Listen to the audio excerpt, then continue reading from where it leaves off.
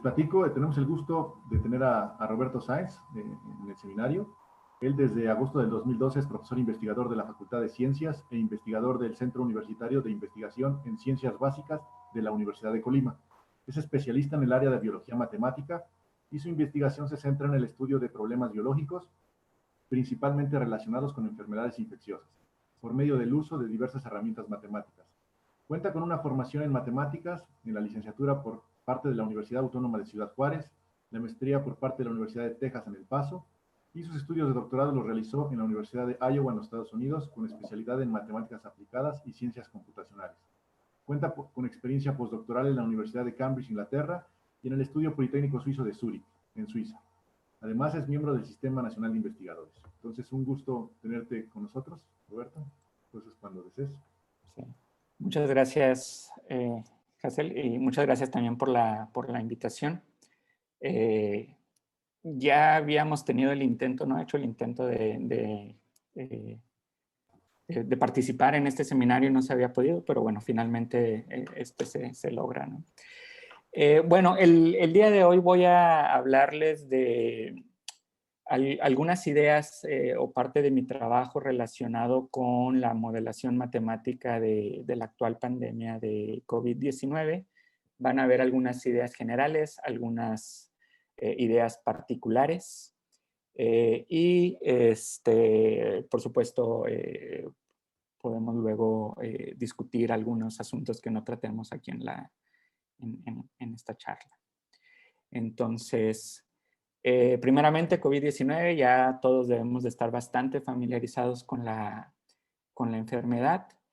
Es una enfermedad respiratoria, es infecciosa, por supuesto, es ocasionada por el coronavirus llamado SARS-CoV-2. Los síntomas son muy variados y no son específicos, es decir, no todos los pacientes, no todas las personas que se infectan del virus muestran exactamente los mismos síntomas, incluso hay personas que no muestran ningún síntoma. Esto hace la enfermedad pues bastante complicada de identificar, es decir, no podemos identificarla únicamente de manera clínica, ¿no? Necesitamos pruebas más precisas como pruebas moleculares o de antígenos para estar seguros de los casos.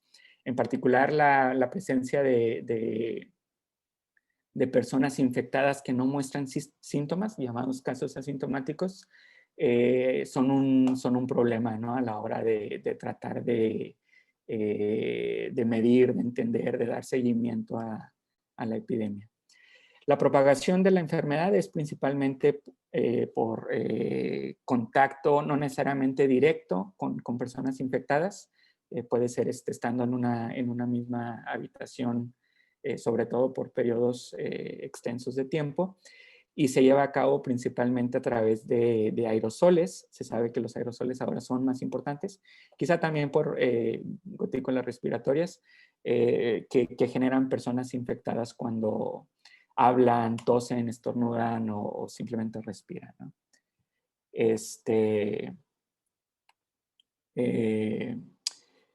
Conocemos también de varias medidas de mitigación y de contención que se han puesto en práctica. La mayoría de estos los hemos visto nosotros, ¿no? Personalmente. Distanciamiento social, por ejemplo, la recomendación de trabajar en casa, cierre de escuelas, seminarios virtuales, ¿no? Medidas de higiene, lavado constante de manos, estornudo de etiqueta. También tenemos usos de cubrebocas, aislamiento de personas infectadas. Esto es ideal, cuarentena de personas en contacto con infectados, se lleva a cabo en menor medida, al menos en nuestro país. Rastreo de contactos, la misma idea, ¿no? También en menor medida, pero estas últimas dos medidas, de hecho, son muy importantes al tratar pero también son complicadas. Ahora, modelos matemáticos.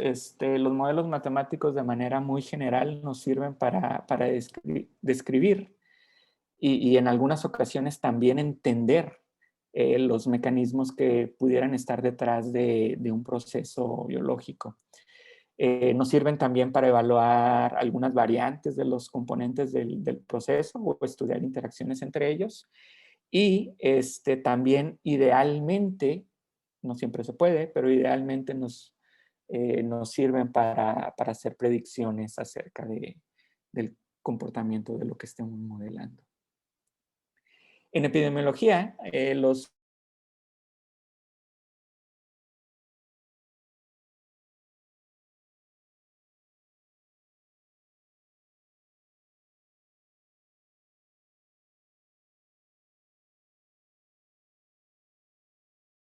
en acuerdo a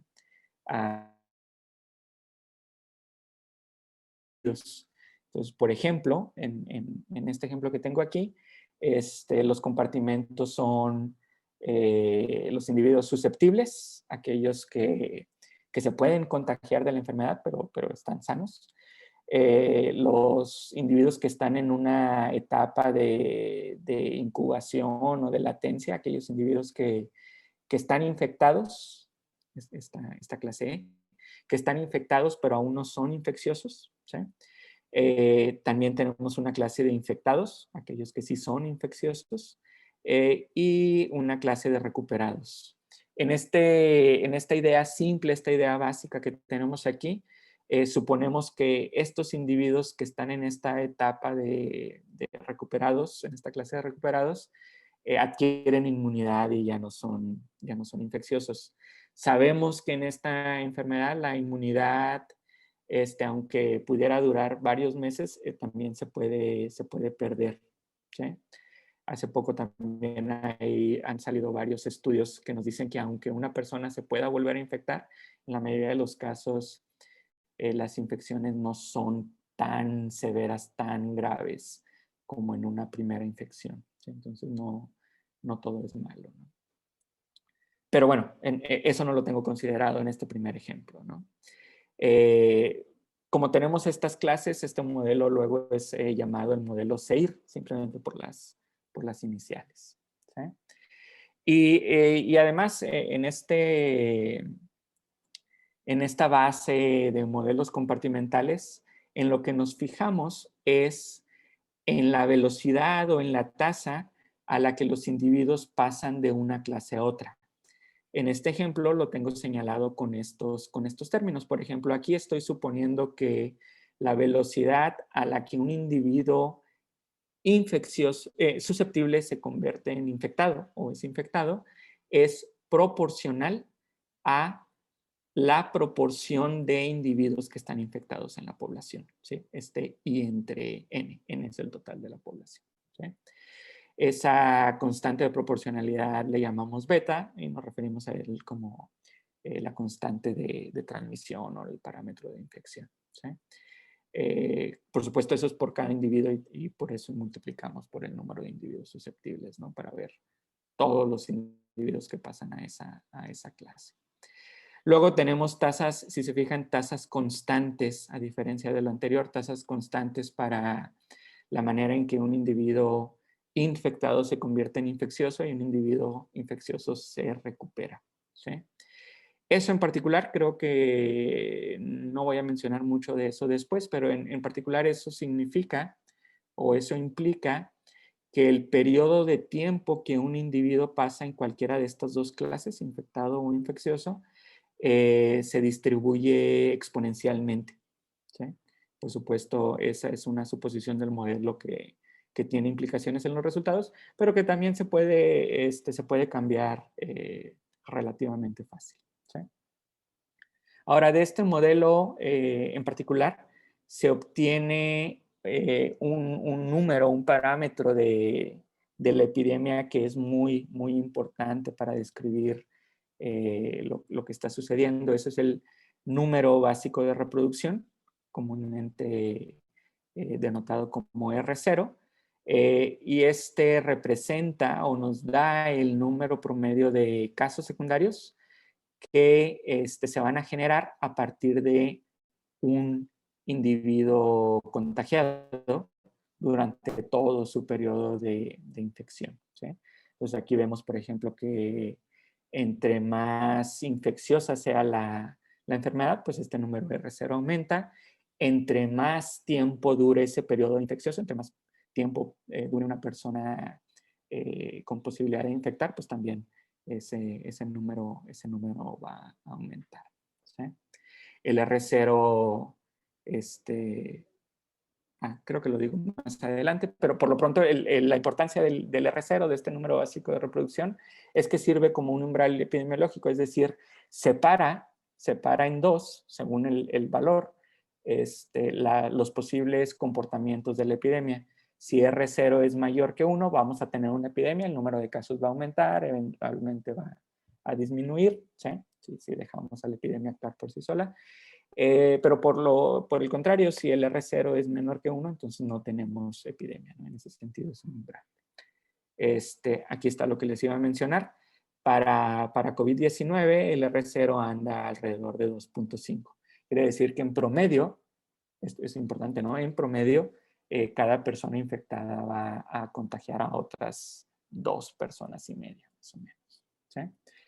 También aquí menciono el periodo de incubación. También está más o menos estimado en alrededor de, en promedio. El promedio de ese periodo de incubación es de 4.6 días, mientras que el periodo de infección, en términos de este modelo, es de 3 días. Eso no significa que una persona únicamente dure infectada 3 días, sino que el promedio en las suposiciones que estamos haciendo de este modelo es de 3 días. Recuerden, aquí es donde es importante lo que comenté hace rato, de tener una distribución exponencial. Entonces, el promedio puede ser 3 días, pero recuerden, la cola de una distribución exponencial es bastante amplia. Las ecuaciones, ¿verdad? Siguiendo esta idea de las tasas, de los flujos en los que los individuos pasan de una clase a otra, pues nos definen, utilizando ecuaciones diferenciales, cada una de las tasas de cambio de las clases, ¿sí? Simplemente fijándonos en cuáles son los flujos de entrada y cuáles son los de salida. Y pues esas ecuaciones son ecuaciones diferenciales no lineales, que no podemos resolver explícitamente, pero lo podemos resolver de manera numérica. Y entonces, por ejemplo, obtener que para el caso de la prevalencia, con los parámetros que les mencioné antes, pues la epidemia se vería más o menos de esta manera, ¿sí? Entonces, fíjense, si no hubiéramos hecho nada en la epidemia, en unos 4 meses hubiera terminado todo. Pero claro, este es un problema porque una proporción muy alta de la población se hubiera enfermado y lo que es peor es que se hubieran enfermado o nos hubiéramos enfermado al mismo tiempo, ¿no? Y obviamente eso no es bueno porque si requerimos atención médica, pues no íbamos a poder recibirla, ¿no? No iba a haber suficiente disponibilidad, ¿sí? Les mencionaba antes de los individuos asintomáticos. En esta enfermedad también tenemos la posibilidad de que una persona contagie, una vez enferma, contagie la enfermedad aún antes de presentar síntomas, ¿sí? Entonces hay un periodo presintomático donde es infeccioso. ¿Cómo incluimos eso en el modelo? Esa es la ventaja de modelos compartimentales. Eso es muy sencillo. Lo único que hacemos es aumentar las clases, ¿sí?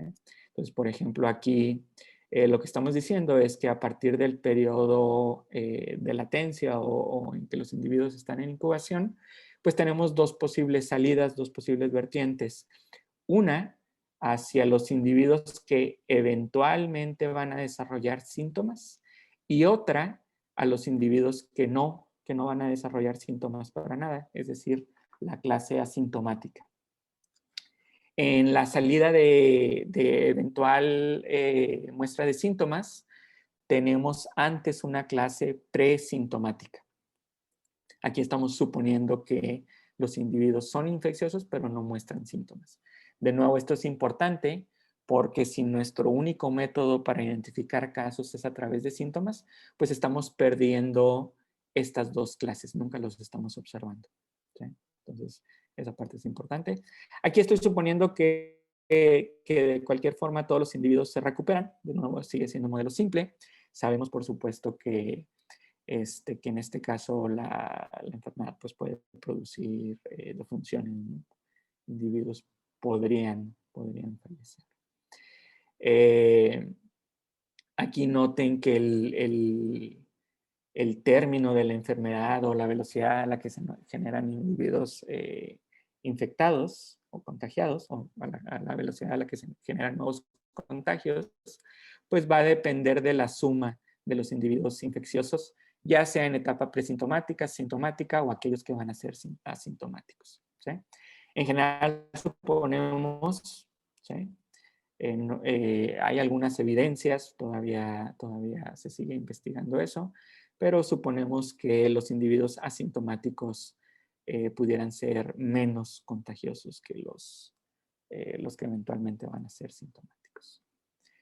Nuevamente podemos escribir nuestras ecuaciones, resolverlas numéricamente, graficarlas, y entonces la curva roja, la prevalencia de la enfermedad, la cantidad de individuos contagiados en ese momento en el tiempo, pues es la misma que antes, ¿no? Simplemente estamos separando la población, a menos de que supongamos que los individuos asintomáticos contagian menos, por supuesto, ¿no?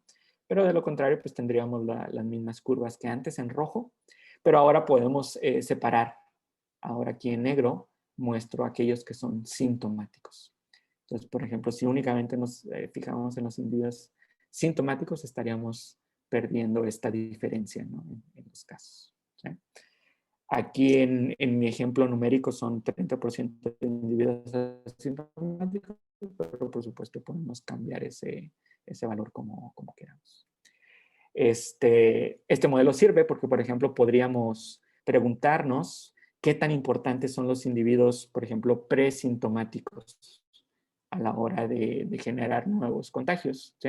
Esa es la gráfica en azul, y en mi ejemplo aquí numérico, ¿sí? Vemos que el 15% de todos los contagios son por individuos que están en su periodo presintomático, ¿sí? Obviamente podemos estudiar esto en mayor detalle, o utilizarlo, ¿sí? Por ejemplo, si nuestra medida de contención es aislar a los individuos que muestran síntomas, ¿sí? Y esperamos un día, o el mismo individuo se autoaísla después de un día de tener síntomas, pues lo que encontraríamos, aquí tengo algunos cálculos, encontraríamos que el R0 disminuye en vez del 2.5 que les mencionaba antes a 1.4, aún no está por debajo de ese valor clave que es el 1, pero pues las epidemias se reducen considerablemente, ¿sí? Por supuesto, nuestro estudio numérico puede extenderse a cambiar el periodo infeccioso sintomático, ¿sí? O sea, ¿qué tanto podemos reducir ese periodo infeccioso sintomático? En mi ejemplo anterior les decía 24 horas, puede ser menos, puede ser más. Y también el porcentaje de individuos asintomáticos, que por supuesto va a ser importante porque sobre ellos no tenemos ningún efecto, ¿no? Nuestra medida no tiene ningún efecto. Entonces, por ejemplo, si únicamente nos fijamos en el R0, ¿sí? Si queremos hacer el R0 menor que 1, pues notamos que este es un diagrama de calor, ¿verdad? Una gráfica de contornos, por supuesto, en donde estoy graficando el R0, ese número básico de reproducción, y notamos que aquí lo que está en estos colores más oscuros de azul es la única región en donde tenemos un R0 menor que 1. ¿Sí? Entonces, nuestra medida, esta única medida, sería exitosa únicamente cuando podemos reducir el periodo infeccioso a menos de 12 horas. Es decir, una persona no se toma más de 12 horas a partir de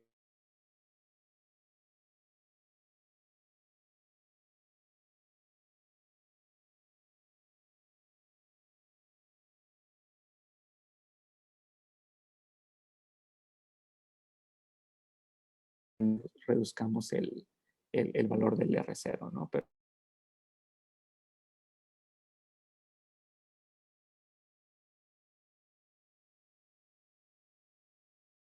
la única manera de evaluar esto, más adelante voy a mostrar ejemplos acerca de qué otras cosas, de qué otros parámetros nos podemos fijar, ¿sí? También sabemos que en esta epidemia las hospitalizaciones son importantes, entonces pues, nos podemos preguntar cómo incluir eso en el modelo. Nuevamente, eso es sencillo, ¿sí? Eso es sencillo porque pues, simplemente tenemos que agregar compartimentos, ¿sí? Por ejemplo, antes lo que les mostré es esta parte de arriba. Aquí cambié el orden, ¿no? Y las hospitalizaciones las estoy agregando aquí abajo, ¿sí? De la salida del compartimento de individuos en incubación, en un periodo de incubación, ahora agrego una tercera salida a individuos que inicialmente son presintomáticos, luego son sintomáticos, pero eventualmente van a requerir hospitalización. Es decir, estos son los casos graves, ¿sí? Y de aquí, algunos de ellos se recuperan y otros, pues, lamentablemente van a fallecer. Pero pues noten que esto es esencialmente nuestro modelo y fue muy sencillo extenderlo, ¿no?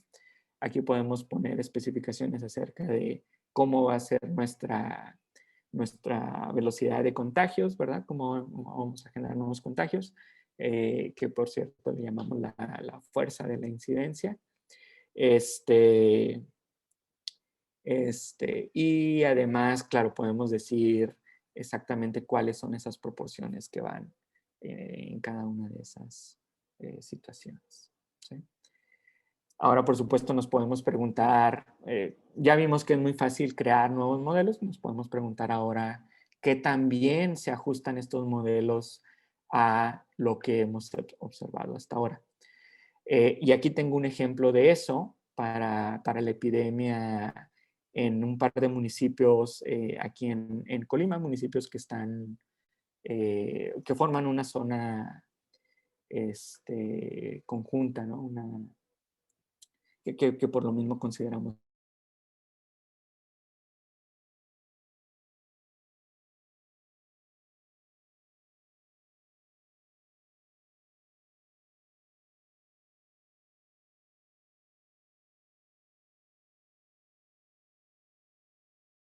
Que únicamente que muestran síntomas y únicamente conocemos cuando están enfermos, ya sea en el momento que se hacen la prueba, esta prueba molecular para confirmar la infección, o cuando los pacientes reportan haber tenido síntomas, cuando iniciaron sus síntomas, ¿sí? Entonces, es lo más que podemos hacer, así que aquí quitamos del modelo esas etapas presintomáticas. Otra suposición importante aquí es que después de que un individuo es confirmado, ¿sí? Aquí están las dos vertientes, ¿no? Ya sea que son casos ambulatorios o casos hospitalizados, pero suponemos que una vez que son confirmados, ya no son contagiosos, es decir, que siguen las indicaciones y se autoaíslan, o si son hospitalizados, pues dentro del hospital ya no contagian a nadie, ¿sí? Esa es una suposición bastante fuerte, por supuesto, ¿sí? Que de hecho también hemos analizado, ¿no? en algunos casos acerca de qué tan válida es nuestra suposición. Todo parece indicar que es bastante. De aquí algunos individuos se recuperan, algunos pues, lamentablemente fallecen, ¿sí? Y tenemos otra vertiente, ¿verdad? Como antes, que son individuos infecciosos, pues, pero que no son nunca confirmados, ¿sí? Y ellos pues se pueden recuperar. Entonces, aquí tengo en rojo las variables que sí son observadas y en negro aquellas que no, ¿sí? Entonces, en ese sentido tenemos bastante incertidumbre, ¿sí? Para hacer el ajuste, aquí, bueno, tengo algunos detalles, la mayoría de las cosas ya se las mencioné. El método que utilizamos para la inferencia paramétrica es cadenas de Markov y Monte Carlo. Entonces estamos siguiendo esta idea de inferencia bayesiana, ¿sí? Aquí en particular estamos suponiendo que una proporción de los casos no son confirmados, pero no sabemos cuál es esa proporción, también la estamos estimando, ¿sí? Entonces, bajo estas suposiciones, al menos en los primeros meses de la epidemia, que más o menos representan la primera oleada, ¿no? en la epidemia, pues el modelo no está tan lejos de la realidad, ¿sí? Entonces, eso es bueno. Tenemos algunos resultados paramétrica, no voy a entrar en detalles en eso. ¿Sí? El punto es que nuestro modo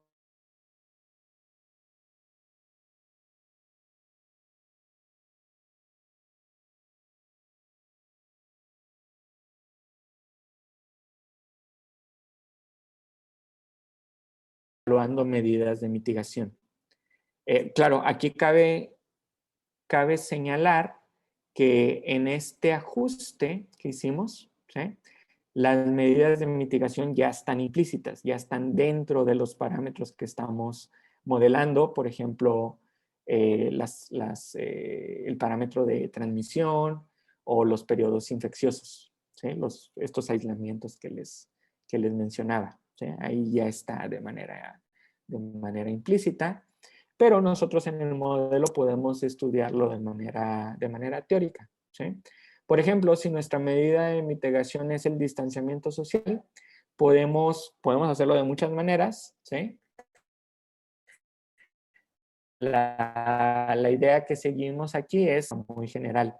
Un grupo que sí sigue el distanciamiento social, ¿sí? Sí sigue todas estas recomendaciones de quedarnos en casa, de no ver tanta gente, ¿no?, de no ir a lugares concurridos.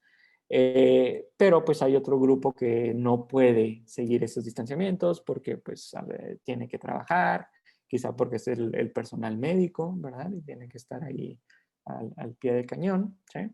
Entonces estamos suponiendo que la diferencia entre estos dos grupos es que el grupo que sigue el distanciamiento social no está completamente aislado, pero sí tiene una menor tasa de transmisión, una menor tasa de contagio, ¿sí? Entonces, prácticamente nuestro modelo es dos veces el modelo que les había mostrado antes, ¿sí?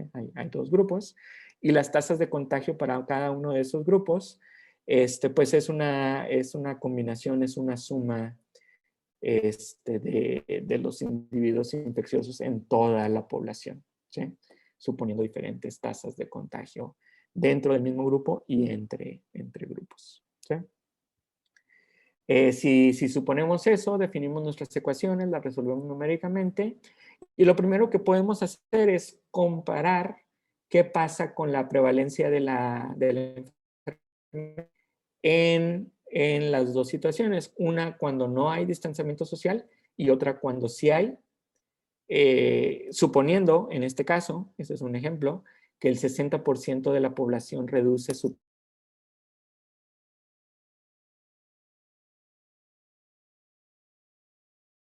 posición.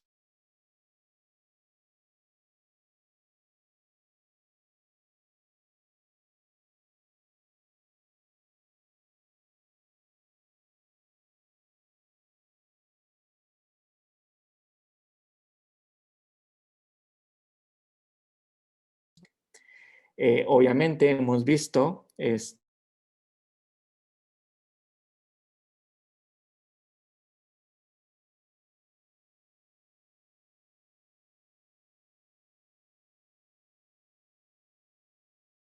epidémico más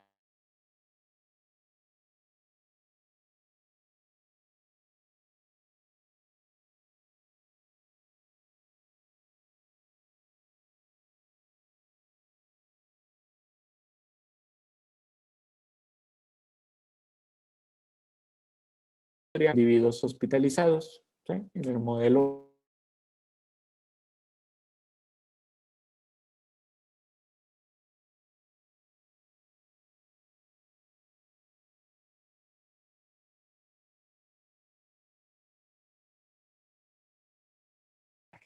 ¿Sí?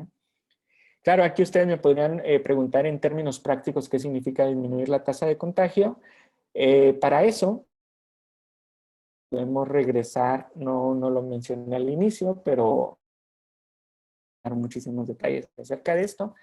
Pero si vemos en cómo llegamos a estos modelos que les mencioné antes, ¿sí?, o sea, los principios básicos de donde surgen, podemos encontrar que esa tasa de contagio o ese parámetro de transmisión es el producto de la tasa de contactos, es decir, el número de contactos por unidad de tiempo. Contactos, obviamente, definidos como aquellos que pueden ocasionar un contagio, ¿sí?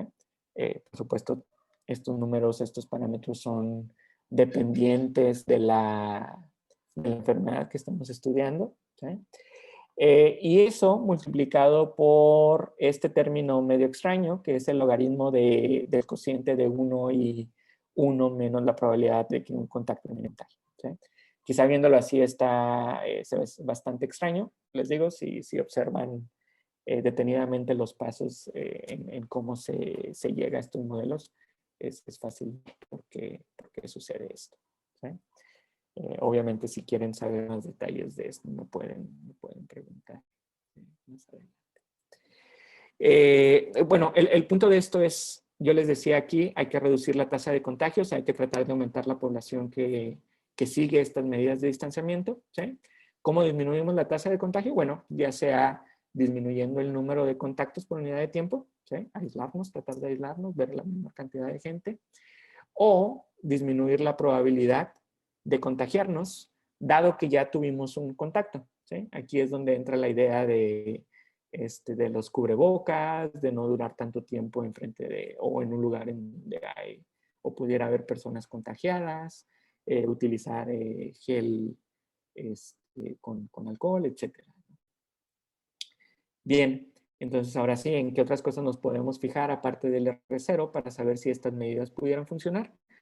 Hay muchos ejemplos, por ejemplo, si nos fijamos en el tiempo en el que ocurre el pico de la epidemia, cuándo está el máximo de la epidemia o del brote epidémico. Esto es importante porque ahí es donde vamos a tener la mayor cantidad de gente o ese gran grupo de gente enferma al mismo tiempo, de manera simultánea. Y al inicio, ahorita pues ya los objetivos son distintos, pero al inicio de la epidemia lo que queríamos era retrasar eso lo más posible para prepararnos, para entender mejor la enfermedad, para tener mejores instalaciones médicas, etcétera, ¿eh? Entonces queríamos retrasar ese pico de la epidemia. Y entonces si vemos este pico de la epidemia, este tiempo en el que ocurre el pico de la epidemia como función de la proporción de disminución de la tasa de contagio y la proporción de la población que sigue el distanciamiento social, pues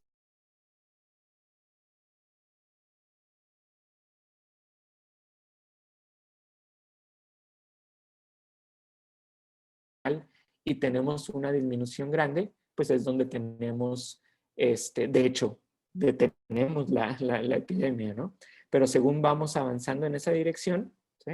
Al extremo inferior derecho, vamos aumentando o retrasando ese pico de la epidemia, ¿sí?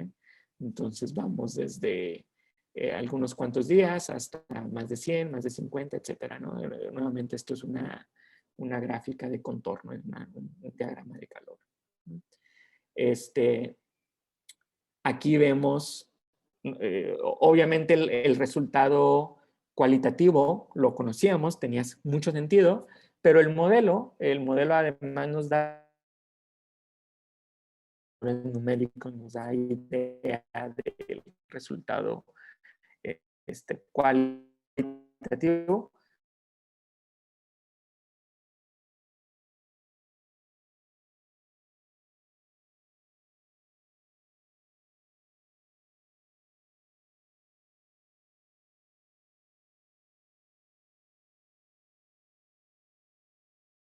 De la realidad, no es la realidad, ¿no? Entonces, estamos de qué tan cerca estemos en la realidad de esas hipótesis, pues van a cambiar nuestras conclusiones, ¿no? Pero igual nos dice dónde está el cambio, ¿no? Entonces, por ejemplo, si la disminución en la tasa de contagio no es de al menos el 50, 60%, entonces pues prácticamente la medida no sirve, ¿no? Es lo que estamos diciendo. Al menos bajo este parámetro, ¿sí?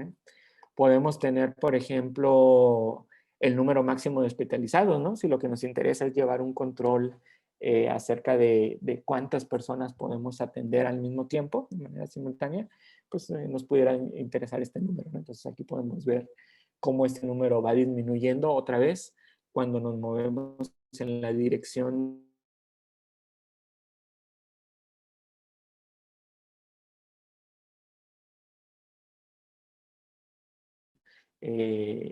nuestras medidas de intervención. ¿Sí? Por ejemplo, también algo que se comentó muy al inicio era cuándo comenzar con estas medidas de mitigación. También eso lo podemos evaluar con un modelo respecto a la ocurrencia del pico, la prevalencia máxima de hospitalizaciones, y nuevamente vemos que si no hubiéramos actuado o si nos esperábamos más de 40 o 50 días para iniciar con nuestra intervención, pues prácticamente no servía de nada. No vamos a tener ningún efecto en estas medidas de la epidemia. ¿Sí? También podemos agregarles a estas medidas de mitigación, el distanciamiento social, medidas de contención. Ya lo mencioné antes, ¿no? El aislamiento de individuos infecciosos. Eso, igual que lo comenté antes, lo vamos a implementar únicamente de manera muy simple, reduciendo el periodo infeccioso, cuántos días una persona está infectada. ¿Sí? Esa va a ser nuestra suposición muy simple. Y entonces aquí vemos qué sucede, por ejemplo, con la prevalencia de los individuos infecciosos. Así se verían los brotes epidémicos si tenemos estos 2.5 días, ¿no? de periodo infeccioso en promedio, o lo vamos reduciendo a 1.5 en la siguiente curva quebrada, o a un solo día, ¿sí? O lo reducimos a únicamente medio día, es decir, a los 12 horas de isla. ¿Sí? Y entonces en ese caso, pues obviamente tenemos eso, por supuesto, es difícil de hacer, a menos de que se haga una búsqueda activa de personas contagiadas, ¿no? Esas son algunas de las medidas recomendadas de contención, que pues en nuestro país prácticamente no se han seguido, al menos no tan activamente como pudieran haberse hecho. Podemos fijarnos también en contagios acumulados, ¿no? Y vemos cómo cambian esos porcentajes también. ¿Sí? Siempre reduciéndose según reducimos el periodo infeccioso. Igual que antes, ¿no? Podemos fijarnos en la ocurrencia del pico de la epidemia, la prevalencia máxima de hospitalizaciones, ¿sí? Y lo mismo que antes, ¿no? Lo que nos interesa es tener un grupo amplio que sigue el distanciamiento y ahora en este caso un periodo infeccioso pequeño, ¿sí? Un aislamiento rápido, ¿no? De aquellos individuos infecciosos. ¿Sí? Ahora, también nos podemos fijar en algunas otras intervenciones que en menor o mayor medida se implementaron. Por ejemplo, restringir la movilidad entre ciudades, entre municipios, entre estados. ¿Sí?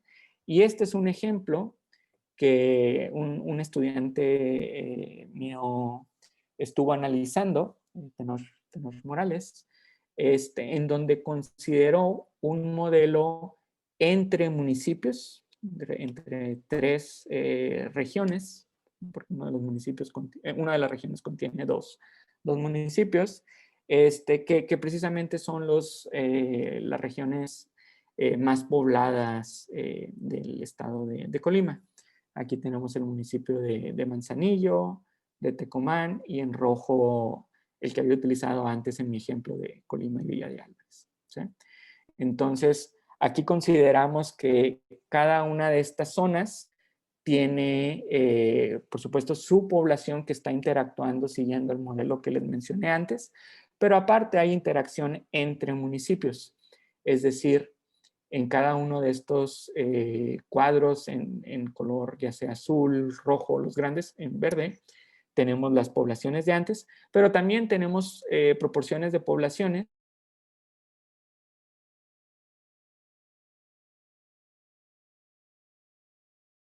pensando en términos de trabajo principalmente. ¿Sí?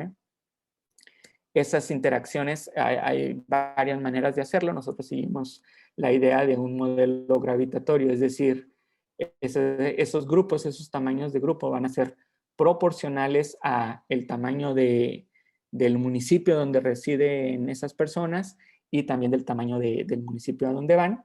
pero bueno, son inversamente proporcionales a la distancia que hay entre los municipios, ¿sí? Con algunos exponentes para tomar en cuenta varias cosas, ¿no? No son lineales, ¿no? Las interacciones.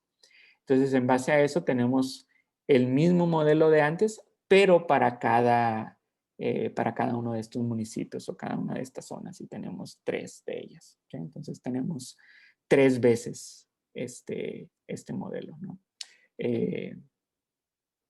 Bueno, de hecho, en realidad es más de eso, porque lo que hacemos es modelar cada una de estas cajitas por separado, ¿no? Según en dónde, del grupo que estamos tomando en cuenta.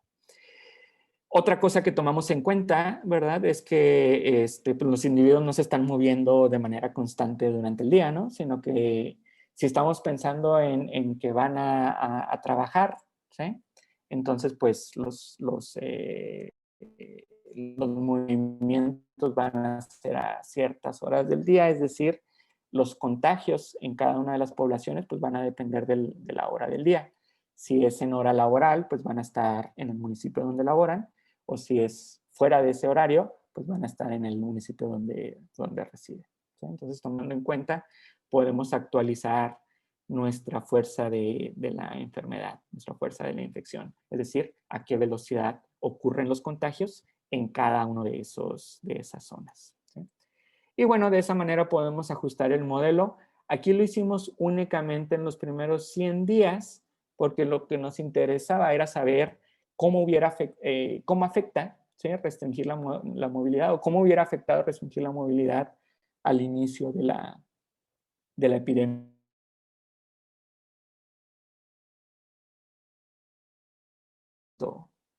Si en cada uno de los municipios ya hay casos activos, ya hay una epidemia activa, ¿sí? Entonces, nuevamente, nuestro modelo se ajusta relativamente bien.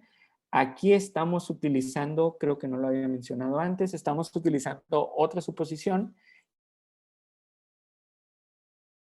varía a través del tiempo, ¿sí? Y eso es cierto porque pues depende de, por un lado,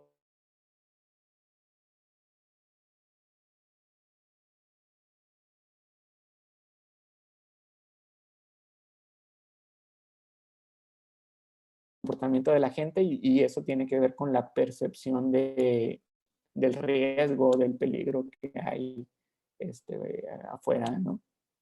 Entonces, por eso ese parámetro de contagio puede variar, y por eso ven en estos primeros 2 municipios o estas 2 zonas, ¿no? Tecomán y esta zona de Colima y Valle de Álvarez, en donde pues sí parece tener todavía un crecimiento similar a un crecimiento exponencial, pero en este otro que es Manzanillo, existe ese, pero luego se detiene, ¿no? Entonces aquí es donde está el efecto de lo que les estoy comentando. Nuevamente, estos son únicamente los primeros 100 días, y eso nos sirve para evaluar, ¿sí? Cómo cambia el número de casos acumulados, también hasta ese día 100, si hubiéramos restringido la movilidad, ¿sí? Desde no restringir nada, como realmente se hizo, prácticamente se hizo, a una restricción completa, ¿no? Aquí está esto medido de 0 a 1, ¿no? Según como queramos medir esa intensidad o esa fuerza de la restricción, ¿sí? Por otro lado, nuestra otra variable es cuándo iniciamos esa restricción.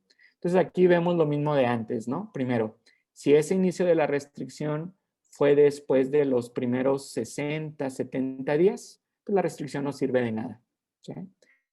Entonces, donde vemos un efecto es al inicio, ¿sí? Ahora del lado izquierdo, ¿sí?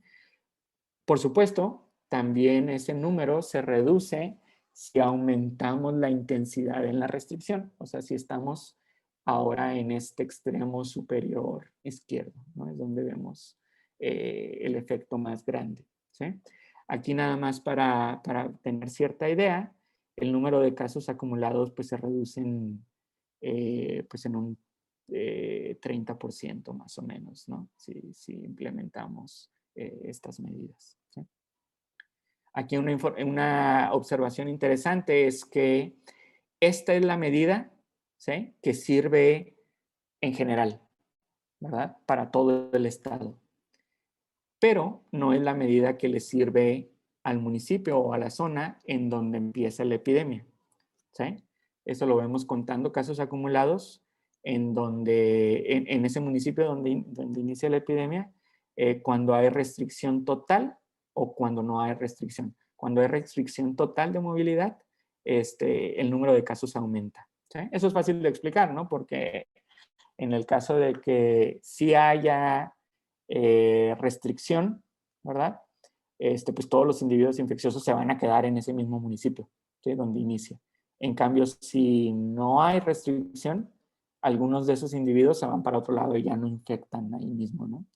Entonces, esto es una observación, no es sorprendente, esto ocurre regularmente en estas decisiones de salud pública, en donde estas medidas ayudan a la población, pero no necesariamente a individuos en particular, ¿sí? O no a algunos individuos en particular. Entonces, nos sorprende, pero igual aquí lo tenemos debidamente documentado. Otra intervención que evaluó este estudiante es abrir escuelas. Ahorita obviamente estamos en espera de instrucciones, ¿no? Lo comentábamos antes del inicio de la charla. Estamos en las mejores condiciones. ¿Qué va a suceder? Eso, ¿qué va a pasar ahora en junio, o si nos esperamos en agosto o en septiembre para abrir escuelas? Nosotros lo que hicimos fue una pregunta más sencilla. Nuestra pregunta era, ¿qué hubiera pasado si hubiéramos abierto escuelas hace algunos meses? ¿Sí? A finales del año pasado, por ejemplo, o a mediados del año pasado, creo que fue el cálculo. ¿Por qué? Porque entonces el análisis es más sencillo, porque nuestros parámetros epidemiológicos ya los observamos, ya sabemos cómo cambió la tasa de contagio, ya sabemos cómo cambió el comportamiento de la gente, etcétera, ¿sí? Los parámetros de periodos infecciosos, etcétera. Entonces, suponiendo eso, pues ya podemos evaluar nuestra medida de reabrir escuelas. En cambio, si tratamos de evaluar esa intervención ahora, tendríamos que decir cómo va a ser el contagio de aquí en adelante. Es decir, vamos a querer no nada más evaluar la intervención, sino tratar de predecir el futuro comportamiento de la gente, ¿sí? Y obviamente eso es una de las dificultades más grandes en estos modelos epidemiológicos, ¿sí? Los modelos o la epidemia depende directamente de las personas. Entonces, pues eso no lo podemos controlar, ¿sí? Ahora, todo este análisis obviamente es importante y en particular lo hace interesante porque observamos que los casos por grupo de edad no son proporcionales a la demografía poblacional, ¿sí? Entonces, por ejemplo, en rojo tenemos las proporciones por cada grupo de edad. No, de hecho aquí en este caso es para el estado de Colima, es justo la cantidad de individuos por grupo de edad. Y pues lo que vemos es que hay una gran parte, las proporciones más grandes son o las poblaciones más grandes son de niños y jóvenes, ¿sí? No se alcanza a distinguir aquí, pero estos son edades que van desde 0 hasta 85 años, ¿sí? Y los conteos están hechos en grupos de edad de cada 5 años. Entonces las proporciones más grandes están en estos más jóvenes, en rojo, pero los casos acumulados no están de esa manera. Esos son en azul y vemos que hay muy pocos casos documentados o confirmados para niños y jóvenes, ¿sí? Ahora, eso no es realmente sorprendente, porque sabemos desde un principio que la manera en que en nuestro estado, en nuestro país, se recomendaban estas pruebas moleculares estaban basados en síntomas o en gravedad de la enfermedad, ¿sí? Y sabemos ahora sabemos que niños y jóvenes no muestran tantos sí los hay, pero tantos casos graves o incluso síntomas, ¿sí? Entonces, no es sorprendente esta observación, ¿sí? Aún así, nosotros queríamos contestar si con nuestro modelo podíamos evaluar hipótesis que explicaran esta observación, ¿sí? Una de esas, por ejemplo, que sea únicamente la susceptibilidad a contagiarse, ¿sí? No es exactamente lo que les dije antes, pero susceptibilidad a contagiarse, ¿sí? Según el grupo de edad, por ejemplo, que los niños y jóvenes se contagien menos, simplemente porque son menos susceptibles al contagio, ¿sí? Las otras hipótesis que evaluamos son que la menor cantidad de contagios se explican porque pues, se cerraron las escuelas y entonces los niños tienen menos contactos con otros individuos, ¿sí? Lo que hablábamos antes de cómo reducir las tasas de contagio, ¿verdad? Esa es otra hipótesis. O lo que les mencioné antes de que simplemente muestran menos síntomas y casos graves y por lo tanto esos casos no son confirmados. Existen, pero no son reportados, ¿sí? Entonces, cada una de estas cosas lo podemos evaluar con modelos compartimentales igual que antes, pero ahora tomando en cuenta los grupos de edad, es decir, modelos estructurados por edad, ¿sí? Entonces, esto sigue la misma idea o una idea muy parecida a lo que les mencionaba antes de modelos de metapoblaciones, pero ahora cada uno de estos modelos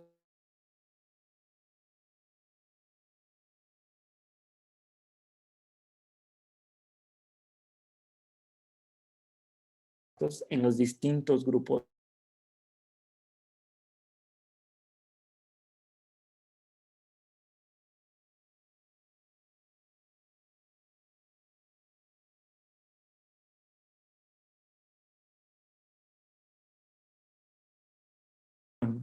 de sus posibles.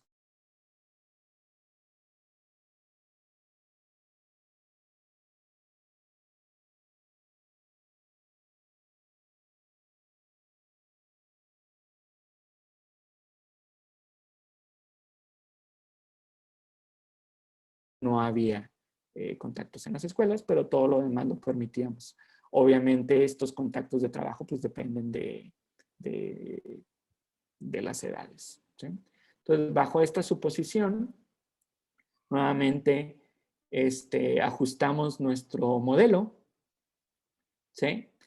Y vemos que en el caso de lo que les menciono, ¿no? La hipótesis de susceptibilidad, de susceptibilidad diferencial, pues vemos que las prevalencias son muy parecidas a los datos en rojo, el modelo, las curvas que espero que alcancen a apreciar en negro con sus bandas de credibilidad en gris, ¿sí? Entonces, en la mayoría de los grupos de edad están muy cerca de los datos.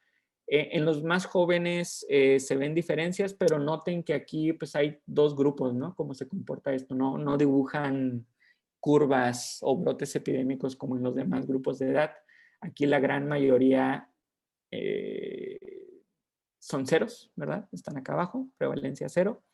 Y unos cuantos andan con prevalencias 1 o 2 o estos que son como 3 y quizá llegan a 6, ¿sí? Entonces, pues son valores muy pequeños. Entonces, en términos generales, esto lo explica muy bien, ¿sí?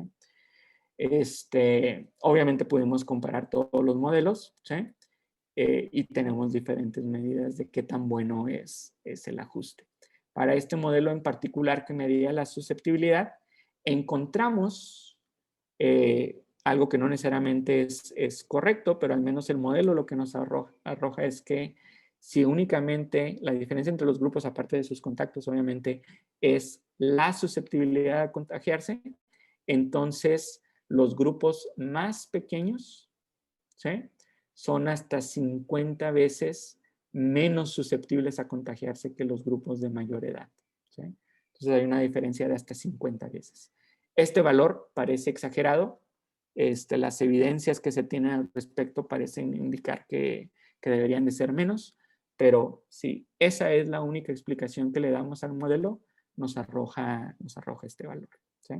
Obviamente eso también nos puede indicar que al modelo le faltan cosas, ¿no? Pero bueno, igual la indicación del modelo es que las tasas de contactos en los trabajos disminuyeron y en otras situaciones pues disminuyeron todavía más. Bien, utilizando esta idea de los modelos que les mencionaba, el modelo que simplemente seguía la idea de reducir los contactos porque cerramos las escuelas, o el de susceptibilidad dependiente de la edad que les mencioné, o el de casos no reportados, o el modelo que incluye todo, las tres hipótesis. Entonces, evaluamos lo siguiente. Evaluamos el caso de abrir las escuelas a partir del día 100 que inició la epidemia en el municipio que estábamos analizando. ¿Sí? Entonces, el día 100, aquí lo tenemos en cada uno de los casos, ¿sí? A partir de ahí. Y lo hicimos en 4 escenarios diferentes. En color negro, en donde no hay apertura, lo que realmente sucedió, ¿no? Lo que realmente medimos con los modelos. En el caso de apertura máxima, que no significa que ahora las escuelas, la tasa de contactos en las escuelas era lo mismo de antes, redujimos un poco esa tasa a creo que el 75%, suponiendo que se iban a tomar en cuenta medidas de distanciamiento, lavado de manos, etcétera, ¿no? Entonces, en color rojo, las curvas en color rojo, es el máximo que consideramos nosotros, pero no es el máximo en la realidad, ¿sí? Que igualmente no esperamos que suceda, ¿no? Y a partir de ahí, pues, estudiamos el caso de que la capacidad fuera la mitad de ese máximo que nosotros consideramos o la cuarta parte, ¿sí? Entonces, en cada uno de los casos vemos diferente comportamiento. En particular, notamos que el aumento, de hecho, pues depende claramente del modelo que utilizamos. Los modelos que tenemos a la izquierda, ¿sí? Pues el aumento es mucho más marcado o la diferencia es mucho más marcada que los otros 2 modelos que tenemos a la derecha, ¿sí? Lo que tienen de particular los modelos de la derecha es que suponemos susceptibilidad al contagio de los distintos grupos de edad, ¿sí? Entonces, eso es una suposición muy importante y lo vemos cuando queremos evaluar esta intervención. Aquí algunos números, ¿no? De qué tanto variaría la epidemia. Entonces, por ejemplo, según nuestros modelos, esa variación podría ser únicamente de aumentar alrededor de un 20%, ¿sí? En el mejor de los casos, pero en el peor de los casos podría aumentar un 250%. La epidemia pudo haber aumentado.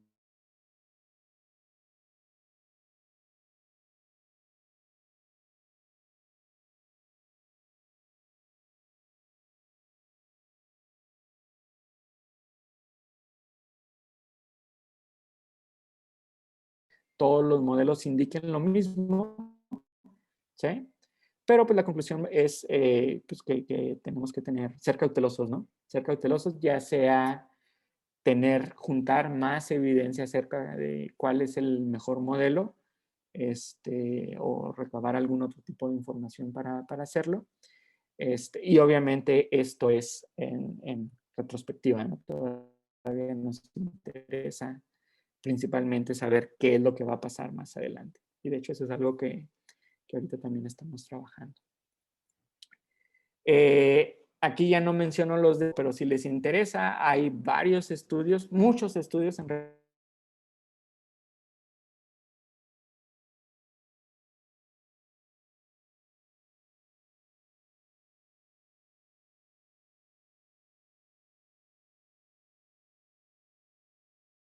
o aislamiento de individuos infectados. También una lista muy corta de artículos que lo han utilizado, ¿sí? Entonces, concluyendo, pues los modelos principalmente nos ayudan a evaluar intervenciones. En algunas ocasiones nos sirven para hacer predicciones, pero no es necesariamente el primer uso de los modelos, no en este contexto al menos. Hay mucha incertidumbre al respecto. Si hablamos de intervenciones, pues el resultado común es que necesitamos aplicar más de una de manera simultánea, ¿sí? Una única intervención no nos va a ayudar. Lo mismo sucede con la vacuna, ¿no? Actualmente, a menos de que alcancemos porcentajes de vacunación muy altos, pero mientras tanto necesitamos más de una intervención. Y bueno, finalmente, como conclusión muy general, pues los modelos es una herramienta más, ¿no? En esta epidemia. Con esto termino. Si tienen alguna pregunta, con gusto trataré de contestarla. Muchísimas gracias, Roberto, por la plática. Estuvo muy interesante todo lo que nos mencionas. Invitamos al público a que haga sus preguntas. Pueden realizarlas directamente, abrir el micrófono y realizar sus preguntas, o bien pueden escribirlas en el chat.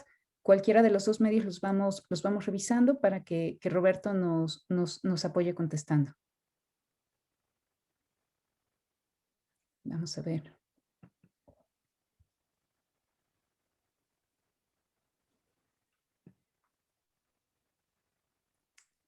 Bueno, en lo que el público se anima a preguntar, Roberto, a mí me gustaría realizar una pregunta. ¿Cómo se ve en el modelo que nos presentaste la existencia de las nuevas cepas del virus?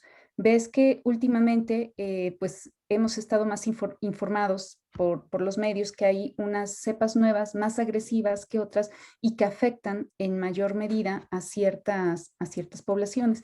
Entonces, en este caso, ¿cómo se ve reflejado en el modelo? ¿Se crean más compartimentos para la clase de infectados o cómo se manejaría ahí?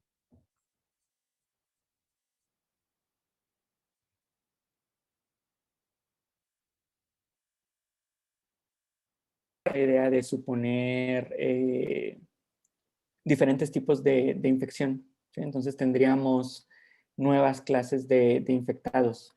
De hecho, esa idea no es realmente nueva. Esto del estudio de interacción de cepas es muy común en el contexto de la modelación del virus de influenza. En el caso del virus de influenza aparecen cepas prácticamente cada año, cada temporada, y que van reemplazando unas a otras. Entonces, se sigue esa misma idea, ¿no? Incluso en el caso de los modelos para el virus de influenza se trata de dar al menos algunas pistas, algunas ideas de cómo sería esta evolución antigénica, ¿no? Algunas ideas acerca de cómo va a cambiar, pudiera ser la transmisión, pudiera ser la agresividad, ¿no? Pudiera ser la mortalidad o algunas otras características del contagio, de la infección. Pero decir algo acerca de esos cambios. En el caso, por ejemplo, de este virus de influenza, sabemos que si nos infectamos con una cepa, cierto año, cierta temporada, en la siguiente temporada tenemos cierta inmunidad. Eso hace que la interacción entre las cepas sea bastante interesante, ¿no? Al menos matemáticamente. En este caso, creo sucedería algo muy parecido. Ya hay varios estudios, de hecho, que han empezado a analizar esas interacciones. Y bueno, otra vez todo depende de las hipótesis que planteemos, obviamente de las evidencias que tengamos para argumentar esas hipótesis. Pero sí, los modelos se pueden extender fácilmente para agregar distintas cepas. De hecho, aquí podemos, muy parecido a lo que les mencionaba acerca de los modelos para influenza, ¿no? Estos modelos también son la base para modelos de evolución, ¿sí? También cómo cambia, cómo evoluciona la enfermedad, ¿no? Diferentes aspectos de la enfermedad. Se puede hacer de muchas maneras. La manera más sencilla también es estos modelos compartimentales. Ok, muchas gracias. Mira, en el chat tenemos una pregunta de Javier Flavio. menciona lo siguiente. En las charlas vespertinas sobre COVID presentaron dos modelos. Dice, uno muy general, por estado, basado en el Gompertz. El otro era mucho más regional, municipio por municipio y sin una movilidad descrita como usted la presentó. ¿Hay mecanismos para determinar cuándo un modelo general aproxima bien uno de los modelos detallados o viceversa, para saber cuándo un modelo es demasiado general que es necesario segmentar en regiones geográficas o por edades o comorbilidades? Sí, una cosa importante de estos modelos que de hecho no mencioné y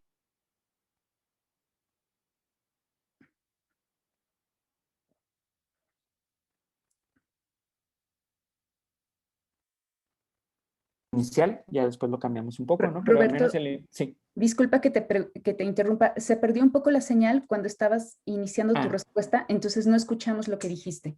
Perfecto. Lo que mencionaba es que algo que no dije al inicio de la charla son un par de hipótesis importantes del modelo. Uno es que consideramos, en el caso más simple, una población completamente homogénea, todos los individuos son iguales. Y la segunda es que suponemos que cualquier individuo en la población podría encontrarse con cualesquier otro. ¿Sí? O sea, en eso se basa. Prácticamente se basa en la misma idea de este mecanismo de ley de acción de masas cuando interactúan sustancias químicas, por ejemplo, ¿sí? En donde pues, las moléculas están en movimiento, entonces la suposición de que todas son iguales y cualquiera se puede encontrar con cualquier otra con la misma probabilidad, pues aplica, ¿no? Pero en el caso de estos de poblaciones, eso no es completamente cierto. Entonces, ahí estamos haciendo una hipótesis, ¿verdad? Que obviamente es una simplificación de la realidad, ¿sí? Pero que funciona en términos generales. De hecho, esa también es una razón por la que tratar de hacer predicciones no es tan buena idea, ¿no? Sobre todo en lugares muy grandes, ¿no? Ahora, ¿qué sucede entonces? Que si tenemos una ciudad relativamente pequeña, la idea de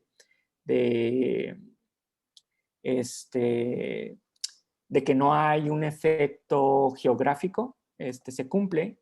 Pero, por ejemplo, si quisiéramos aplicar este modelo a todo el estado o a todo el país, por ejemplo, yéndonos más grande, pues este modelo no va a funcionar, ¿sí?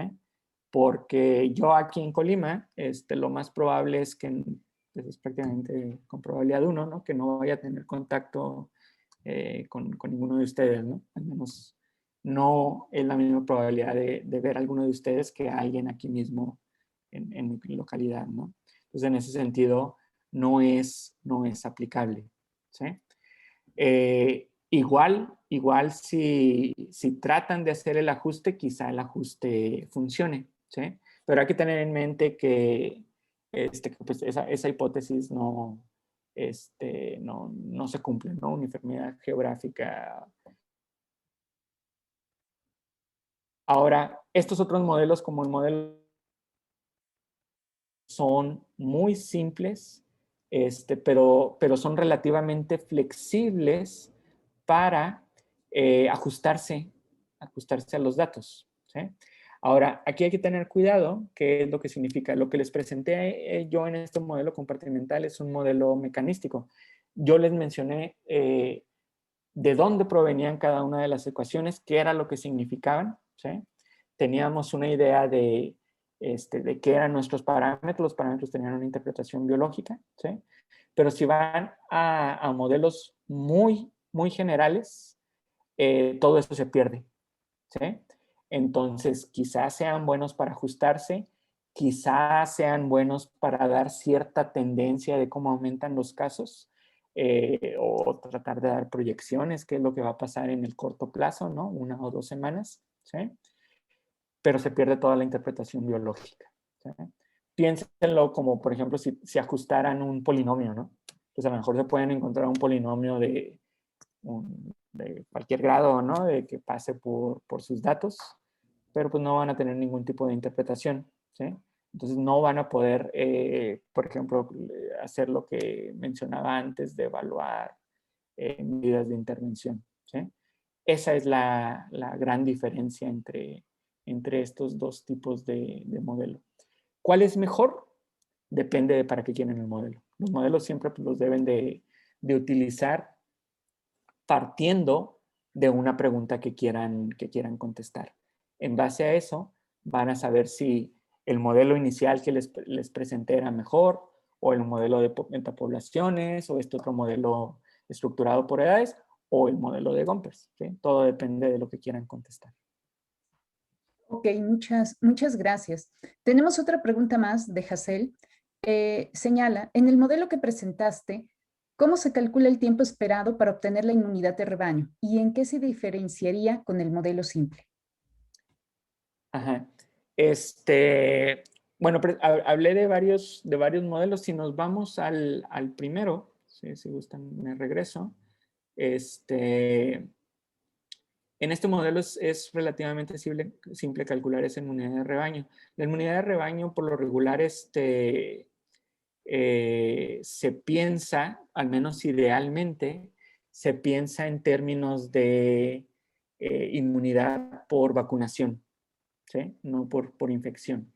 Pero esa inmunidad de rebaño, de este mismo modelo, no tenemos que irnos a uno más sencillo, de este mismo modelo podemos mostrar que, que la proporción que tiene que ser inmune para evitar, desde el inicio, para evitar una epidemia, un brote epidémico, es decir, lograr que el R0 sea menor que 1, es 1 menos 1 entre el R0. ¿Sí? Hace rato les había mencionado, ahí estaba. No, acá está. El R0 es beta entre gamma. De hecho, aquí no tengo todos los detalles, pero esto es bajo la suposición de que estamos al inicio de la epidemia, es decir, cuando la gran mayoría de los individuos son susceptibles. Entonces, la idea es reducimos esa proporción de individuos que son susceptibles, ¿sí?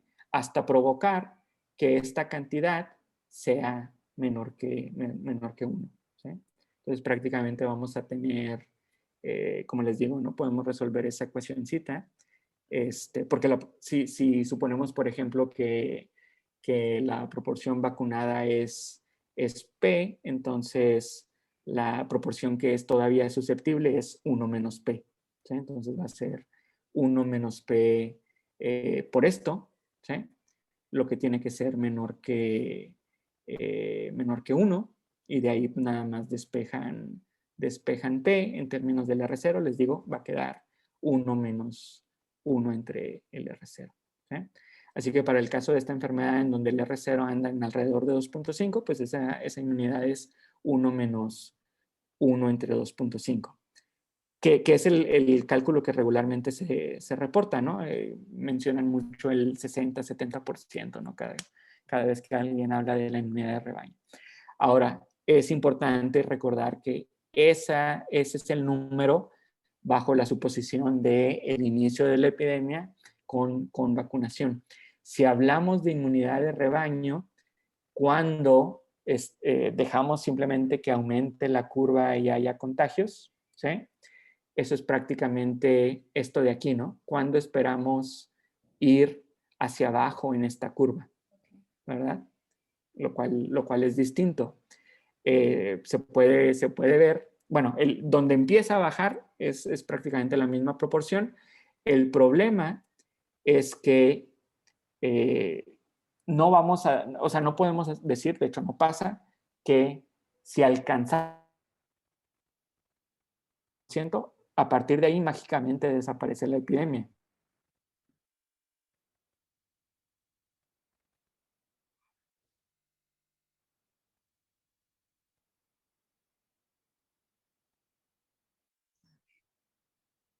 A ver, esperamos un poco a que Roberto vuelva a tener conexión. Roberto, no escuchamos Ajá. esta última parte. Se perdió de nuevo la transmisión cuando decías precisamente que se alcanza y ahí ya nos perdimos. Si nos haces Sí. el favor de repetir. Gracias. Ajá. Sí, sí, sí, por supuesto. Sí, lo que decía es que el concepto de inmunidad de rebaño cuando estamos en medio de la epidemia no es igual que lo que les mencionaba antes al inicio, porque ahora podemos llegar a esa proporción y justo cuando estemos en esa proporción, la prevalencia, la cantidad de individuos infectados va a empezar a disminuir, pero se siguen acumulando nuevos infectados. Entonces, al final, la cantidad de personas infectadas va a estar por encima de esa inmunidad de rebaño. No sé si queda claro esa idea. Sí, Entonces, sí, creo el que sí. concepto de decir ya alcanzamos el 60%, el 70%, ya nos libramos, más o menos, no es toda la verdad, ¿no? O sea, llegamos ahí y quizá la epidemia ya en ese entonces vaya hacia abajo, pero va a seguir aumentando todavía, ¿no? Se van a seguir Ok. acumulando contagios. Sí, sí, sí. Sí, muchas gracias. Gracias por repetir tu respuesta. Javier agradece tu respuesta a la pregunta anterior y tiene otra pregunta más. Dice, una crítica que se ha hecho a la recolección de datos oficiales es lo ruidoso de estos, debido a múltiples factores, heterogeneidad en criterios y plazos de información para las diferentes entidades, etc. Supongo que esto representa problemas en el ajuste de los datos.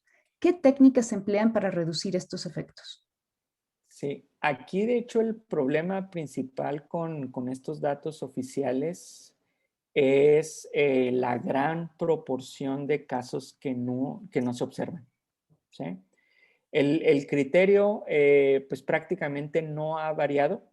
Las pruebas, estas pruebas moleculares se hacen a aquellos individuos que son hospitalizados, a todos, y se hacen al 10%, uno de cada 10 de los casos ambulatorios que muestran síntomas. ¿Sí? Entonces, por ejemplo, aquí no tenemos ni idea de los individuos asintomáticos. ¿Sí?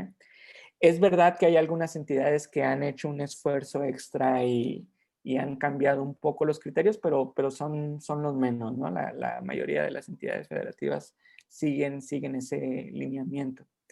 Entonces, ese es un problema, y que en la mayoría de los casos,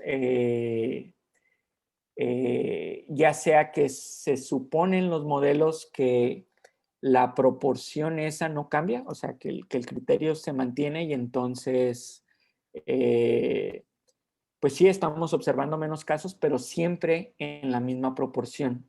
Entonces, pues lo único que tendríamos que hacer es multiplicar nuestra epidemia por algún número de veces, ¿sí? Otros enfoques, de hecho nosotros lo hemos intentado con diferentes niveles de éxito, es agregar un parámetro, ¿sí? Que nos indique esa proporción de individuos no observados, ¿sí? Y que cambie a través del tiempo, ¿sí? Obviamente ahí hay mucha incertidumbre, ¿sí? Porque pues, no tenemos manera de validar lo que encontremos, ¿sí? Pero pues en ese sentido no hay mucho más que hacer.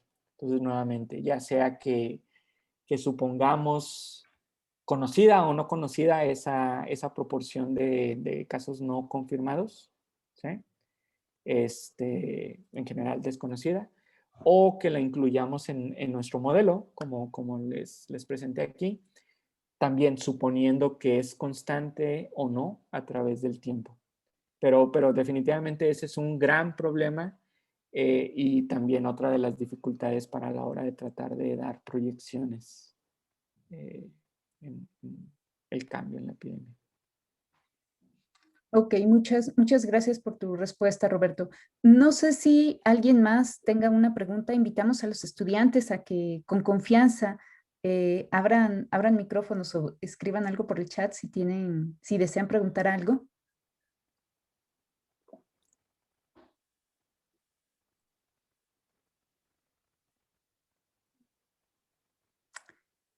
Otra pregunta de Javier.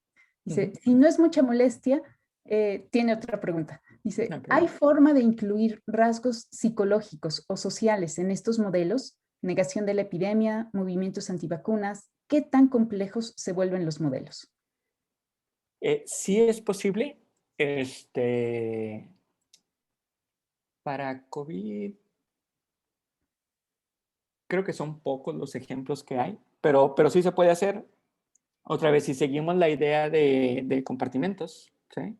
Podemos, por ejemplo, pensar en esto que les mencionaba para medidas de mitigación, ¿no? O sea, seguir distanciamiento, no seguir distanciamiento, ¿no? Es decir, separar a la población en grupos. Quizá haya un grupo que niegue la epidemia y entonces no siga el distanciamiento social. O por ejemplo, más adelante, si al modelo le incluimos vacunación, un grupo que definitivamente no quiera vacunarse, o cosas de ese estilo, ¿no? Esos comportamientos en general son difíciles de incluir porque no son constantes en el tiempo, ¿verdad? Entonces, quizá, por ejemplo, de esos hay varios ejemplos en otras epidemias, pero quizá los comportamientos dependan de cuántos individuos infectados hay en el momento, ¿no? Porque si la epidemia es muy grande, ¿no? Si vemos que los hospitales están saturados, pues nos cuidamos, ¿no? Mejor nos quedamos en la casa. Pero si vemos que hay 10 casos, 20 casos al día, pues creemos que no hay tanto problema y pues andamos en la calle como si nada, ¿no? Entonces, sí se puede hacer, sí se ha hecho en otros contextos, pero pues obviamente eso agrega ecuaciones, agrega parámetros, y en general agrega incertidumbre al modelo. Pero sí se puede agregar y se ha hecho, ¿no? Gracias, Roberto. ¿Alguna otra pregunta más? Bueno, parece que no, que son todas. Roberto, muchísimas gracias por la plática. Estuvo muy, muy interesante. Fue muy, muy claro cómo presentaste los modelos. Gracias por las respuestas a las preguntas, por la presentación en general y pues un gusto tenerte como invitado en el seminario. ¿No? Gracias por la invitación. Un gusto estar aquí.